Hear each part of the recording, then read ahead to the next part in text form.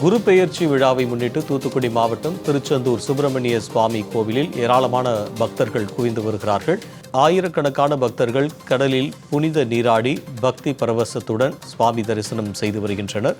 விவரங்களை ஆனந்த் வழங்க கேட்கலாம். ஆனந்த், விவரங்களை சொல்லுங்கள். சுப்பிரமணிய சுவாமி திருக்கோவிலில் ஏராளமான பக்தர்கள் குவிந்து வருவதுடன் கடலில் புனித நீராடி நீண்ட வரிசையில் காத்திருந்து சுவாமி தரிசனம் செய்து வருகின்றனர். நவ கிரகங்களில் நன்மையை தரக்கூடிய சுப கிரகம் என அழைக்கப்படும் குரு பகவான் வருடத்திற்கு ஒரு முறை ஒரு ராசியில் இருந்து மற்றொரு ராசிக்கு இடம்பெயர்ச்சி செய்கிறார். இந்த ஆண்டு இன்று மாலை 5:19 மேச ராசியிலிருந்து ரிஷப ராசிக்கு இடம்பெயர்ச்சி ஆகிறார்.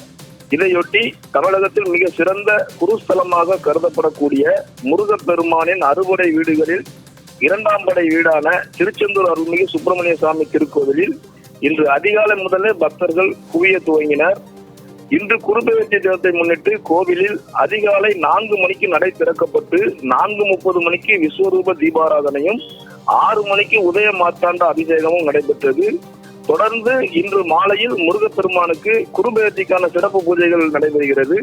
இதனையொட்டி தமிழகத்தின் பல்வேறு பகுதிகளில் இருந்தும் கேரளா, கர்நாடகா, ஆந்திரா உள்ளிட்ட பல்வேறு வெளி மாநிலங்களில் இருந்தும் வருகை தந்துள்ள ஏராளமான பக்தர்கள் முடி காணிக்கைகள் செலுத்தி கடலில் புனித நீராடி பலவித பரிகார பூஜைகள் செய்து பின்னர் நீண்ட வரிசையில் காத்திருந்து சுவாமி தரிசனம் செய்து வருகின்றனர்.